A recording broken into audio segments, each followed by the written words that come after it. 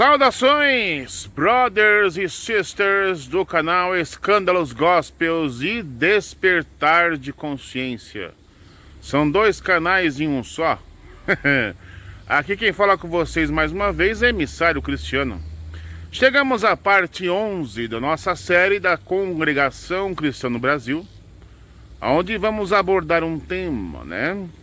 A Congregação Cristã no Brasil, quando ela deu-se início aqui em São Paulo, no Brás, né? Aquele templo gigante, né? Aquele pedacinho da garagem, né? Onde começou o estudo, né?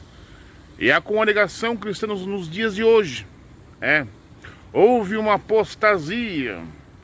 Acredito eu que se Luiz de Francesco estivesse vivo nos dias de hoje e visitasse a CCB, com certeza ele colocaria todos esses anciãos de hoje no banco dos pecadores. Vamos falar na linguagem da CCB. Apesar que esse termo banco dos pecadores não existe, né? Mas iam ficar de castigo ou até seriam expulsos, né? Como vocês, anciãos, conseguiram deixar a obra da piedade nesta situação? Rapaz do céu! Pois é, e não é só a CCB, né? Toda denominação religiosa, toda denominação cristã, seja ela qual for, você que está começando agora nessa tal igreja, eu recomendo você a estudar o passado dela, né? Lá no começo, onde surgiu, até os dias atuais. Faça uma retrospectiva, descubra os podres, os pós e os contras, antes de você sair por aí defendendo que ela é um pedacinho do céu.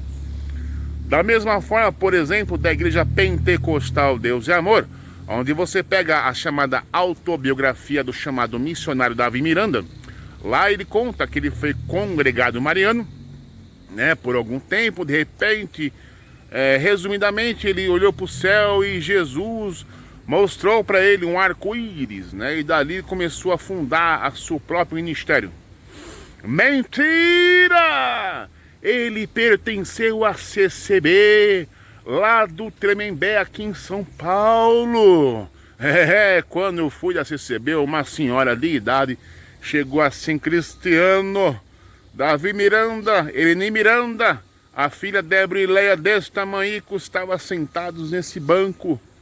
Eles apostataram daqui da CCB, foram para a Bleia e depois montaram sua própria igreja. Essa história Davi Miranda não contou na sua autobiografia. Ele omitiu a história. Claro, né, na sua autobiografia ele vai contar que tudo foi lindo, belo e maravilhoso, que foi uma revelação de Jesus e tal. Oh, glória, aleluia, dá glória a Deus, igreja. Mentiroso, rapaz do céu. Então, nesse vídeo, nós pegamos aquele vídeo antigo, né, que foram feitos pela própria CCB, de como que era lá a congregação no Brás, né, no comecinho, um vídeo bem antigo, né, só que com o fundo da voz de Caio Fábio, fazendo o seu comentário de como era a CCB no começo e o que se tornou nos dias de hoje, né? Resumidamente, os anciãos da CCB introduziram na Irmandade doutrinas de homens que no começo não tinha. É sempre assim, é só esperar o líder morrer para os sucessores dele começar a fazer a festa, né? Em todo o segmento religioso é assim. O líder estabelece, começa uma maravilha, aí o líder morre, aí os sucessores, braços direitos desse líder, acaba introduzindo coisas que nem o próprio fundador aprovaria. E isso é a CCB. Então conheça a CCB antes de chamar isso de pedacinho do céu, tá bom? Vamos embora pro vídeo? Se inscreva no canal, deixe o seu like, deixe seu comentário, compartilhe. Opa, solta a vinhetinha.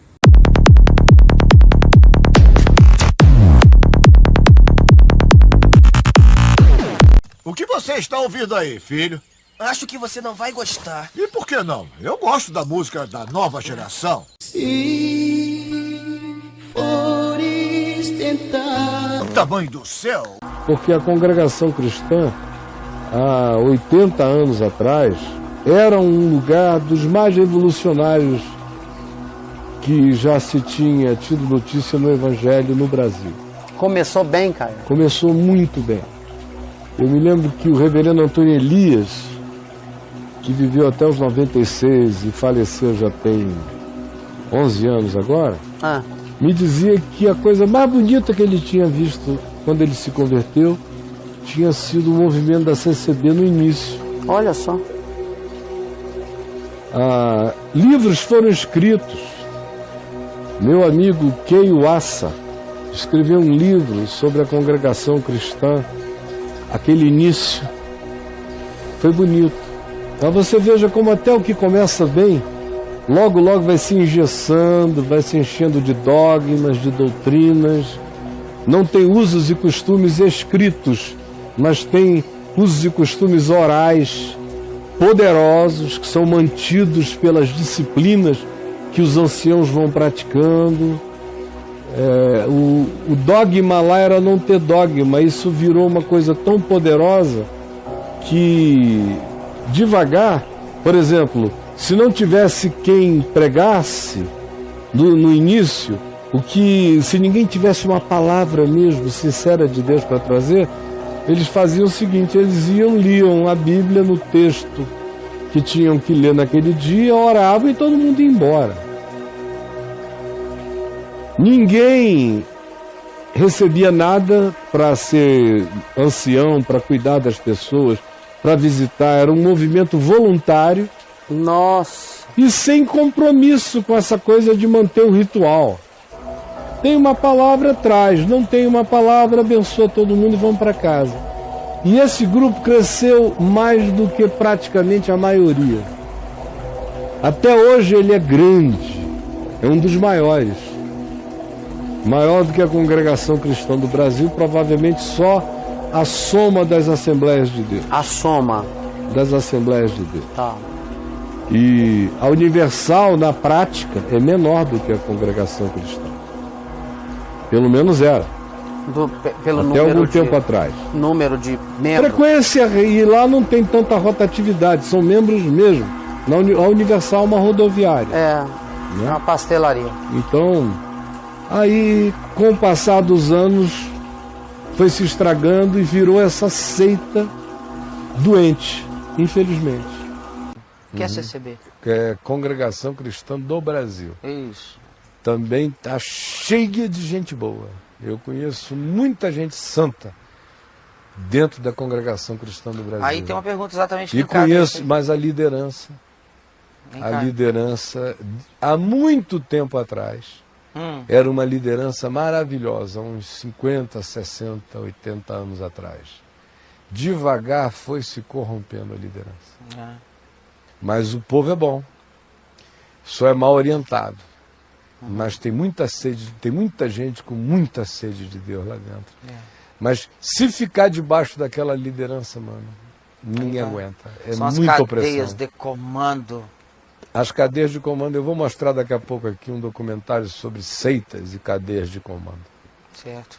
Tem o cara perguntando assim, já tem algum fugitivo aí no caminho que veio da Congregação Cristã do Brasil? Tem sim. Eles estão adorando esse termo que no caminho só tem fugitivo. Eles estão adorando. Fugitivo é ótimo, somos fugitivos. É uma cidade de refúgio. Como daquelas do Velho Testamento. Isso. Que era o que a igreja deveria ser. A igreja deveria ser a cidade de refúgio. Aonde aqueles que não têm pouso para os pés em lugar nenhum no mundo encontrassem sombra, pouso e abrigo. Como diz Isaías 32. Naquele dia governará um rei, e com ele governarão príncipes, e cada um servirá de abrigo contra a tempestade, de refúgio contra o vento. Cada um será como a sombra de uma grande rocha em terra sedenta, como ribeiros de água no deserto. Era isso que a igreja de Deus tinha que ser. Cada um de nós, um abrigo, um refúgio, uma fonte, uma sombra, um acolhimento. Esse é o nosso chamado, entre outras coisas neste mundo, é sermos como Jesus, que acolhia a todos. E a religião é que brigava com ele, dizia, por que tu acolhes esses pecadores e comes com eles? Você veja que, para mim, o título mais honorífico que os homens já deram a Jesus, o deram como acusação a ele. Foram os fariseus que disseram, este é um amigo de pecadores. Que coisa mais linda! O amigo de pecadores. Se ele não fosse o amigo de pecadores, eu estava danado, brother. E você também. E o mundo inteiro. Mas graças a Deus, ele é amigo de pecadores. É mesmo. E se solidariza conosco para nos chamar, para nos tornarmos tão amigos dele, que ele não nos chame mais servos e nos chame amigos e nos diga, porque tudo quanto eu ouvi do meu Pai vos tenho dado a conhecer. Aí o coração da gente vai se internurando tanto que a gente vai ficando, querendo ficar parecido com ele e andar segundo ele nessa vida. O que mais? Porque a congregação cristã, há 80 anos atrás, era um lugar dos mais revolucionários que já se tinha tido notícia no Evangelho no Brasil. Começou bem, Caio? Começou muito bem. Eu me lembro que o reverendo Antônio Elias, que viveu até os 96 e faleceu já tem 11 anos agora, me dizia que a coisa mais bonita que ele tinha visto quando ele se converteu tinha sido o movimento da CCB no início. Olha só. Livros foram escritos. Meu amigo Keio Assa escreveu um livro sobre a congregação cristã. Aquele início foi bonito. Mas você veja como até o que começa bem, logo vai se engessando, vai se enchendo de dogmas, de doutrinas. Não tem usos e costumes escritos, mas tem usos e costumes orais, poderosos, que são mantidos pelas disciplinas que os anciãos vão praticando. O dogma lá era não ter dogma. Isso virou uma coisa tão poderosa que, devagar, por exemplo, se não tivesse quem pregasse no início, se ninguém tivesse uma palavra mesmo sincera de Deus para trazer, eles faziam o seguinte, eles liam a Bíblia no texto que tinham que ler naquele dia, oravam e todo mundo ia embora. Ninguém recebia nada para ser ancião, para cuidar das pessoas, para visitar. Era um movimento voluntário. Nossa! E sem compromisso com essa coisa de manter o ritual. Tem uma palavra, traz. Não tem uma palavra, abençoa todo mundo e vamos para casa. E esse grupo cresceu mais do que praticamente a maioria. Até hoje ele é grande. É um dos maiores. Maior do que a congregação cristã do Brasil, provavelmente só a soma das Assembleias de Deus. A soma das Assembleias de Deus. Tá. E a Universal, na prática, é menor do que a congregação cristã. Pelo menos era. Até algum tempo atrás. Número de membros. Frequência, e lá não tem tanta rotatividade, são membros mesmo. A Universal é uma rodoviária. É uma pastelaria. Então, aí, com o passar dos anos, foi se estragando e virou essa seita doente, infelizmente. Porque a congregação cristã, há 80 anos atrás, era um lugar dos mais revolucionários que já se tinha tido notícia no Evangelho no Brasil. Começou bem, Caio? Começou muito bem. Eu me lembro que o reverendo Antônio Elias, que viveu até os 96 e faleceu já tem 11 anos agora, me dizia que a coisa mais bonita que ele tinha visto quando ele se converteu tinha sido o movimento da CCB no início. Olha só. Livros foram escritos. Meu amigo Keio Assa escreveu um livro sobre a congregação cristã. Aquele início foi bonito. Mas você veja como até o que começa bem, logo vai se engessando, vai se enchendo de dogmas, de doutrinas. não tem usos e costumes escritos, mas tem usos e costumes orais poderosos que são mantidos pelas disciplinas que os anciãos vão praticando.